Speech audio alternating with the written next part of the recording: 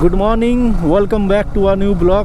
এখন বাজে 7:43 আর আমি এখন রয়েছি এই মেদিনীপুর পেরালাম। সকাল থেকে প্রচণ্ড বৃষ্টি, ভোর 4টায় বেরানোর প্ল্যান ছিল, এখন বাজে 7:43, 8টার কাছাকাছি বাজতে। এখনও মেদিনীপুর এই পেরালাম একটু আগে। তো পুরো রাস্তাটায় মেদিনীপুর পর্যন্ত বৃষ্টি, পুরো ভিজে গিয়েছি।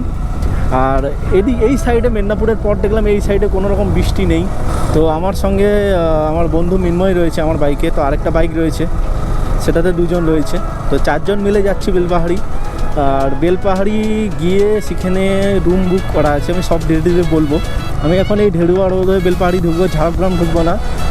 আর আমার বাড়ি পাঁশকুড়া থেকে বেলপাহাড়ির ডিস্টেন্সটা হচ্ছে 115 কিলোমিটার। কলকাতা থেকে অ্যাপ্রক্স 197 কিলোমিটার হবে। আর ঝাড়গ্রাম থেকে কেউ যদি ঝাড়গ্রাম হয়ে যাও, ঝাড়গ্রাম থেকে 37 কিলোমিটার বেলপাহাড়ি। তো কেউ যদি মনে করো যে বেলপাহাড়ি আমি শুধু যাব, তো এই রাস্তাটা ঠিক আছে, ঢেড়ুয়া হয়ে বেলপাহাড়ি যাওয়া যায়। তো কেউ যদি মনে করে না আমি ঝাড়গ্রাম হয়ে যাব, ঝাড়গ্রামে সব ঘুরে তারপরে বেলপাহাড়ি যাব, তাহলে আমি বলবো এই রুটটা না আসতে। ওই সাইডে লোধাশুলি হয়ে কনক দুর্গা মন্দির বা ঝাড়গ্রাম যেসব স্পট রয়েছে, তো সেই সব স্পট ভিজিট করার পর তারপর তোমরা বেলপাহাড়ি আসতে পারো। ঝাড়গ্রাম ব্লগ যদি কেউ দেখতে চাও, আমি এই ভিডিওর নিচে ডেসক্রিপশানে লিঙ্ক দিয়ে দেবো, ঝাড়গ্রাম ব্লগটা দেখতে পারো।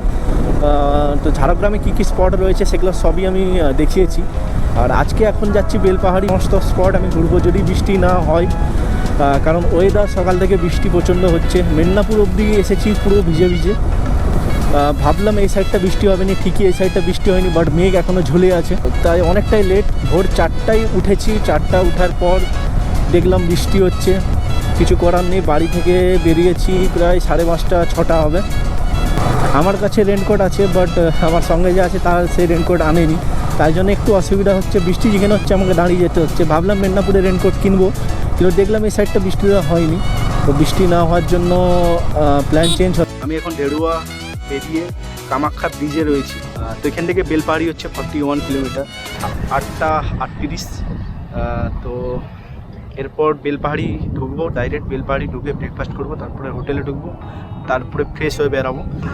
ব্যাগপত্রগুলো রেখে দেবো, আরেকটা যে ব্যাগের যে লাগেজের যে ব্যাগটা রয়েছে, যেটা 1-2টা জামা প্যান্ট আছে, তো সেটা রেখে দেবো। তারপরে কাঁধে যে ব্যাগটা রয়েছে এটা থাকবে আমার সঙ্গে। তো একটা আমি জিনিস দেখাচ্ছি, নদীর এপাশটা দেখুন পুরোটাই সাদা আর ওপাশটা পুরোটাই গ্রিন। তো জিনিসটা দারুণ লাগছে। আর পুরোটাই নদীটাই কাশফুল রয়েছে হাফ নদী জুড়ে। তো এই যে জায়গাটা রয়েছে এটা হচ্ছে পরিহাতি জঙ্গল, আগে গিয়ে ডান দিকে বাঁকতে হবে। আর এই জায়গাটা খুবই সুন্দর লাগছে জঙ্গলের মাঝে, তাই একটু দাঁড়ালাম। বানসাড়িতে রয়েছি, বানসাড়ির একটা ধাবাতে রয়েছি, এই ধাবাটায়। আর এই ধাবাতে এখন ব্রেকফাস্ট করবো।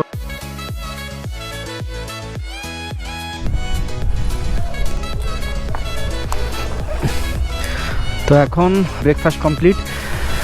তো বানসোড়া থেকে আমরা এখন বেরাচ্ছি, ডাইরেক্ট হোটেলে ঢুকবো, আর কোথাও দাঁড়াবো না।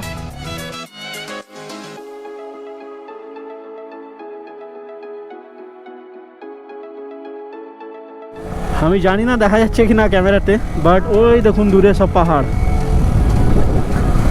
পুরোটাই দেখুন পাহাড় আর মেঘে ঢাকা রয়েছে। 98।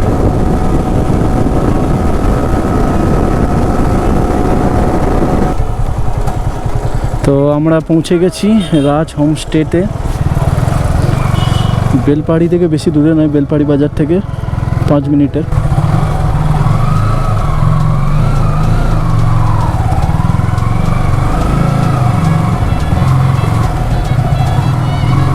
তো পৌঁছে গেছি গেস্ট হাউসে, এরপর রুমে যাব। এটা হচ্ছে হোটেলের ফ্রন্ট প্লেস, দেখে নিন।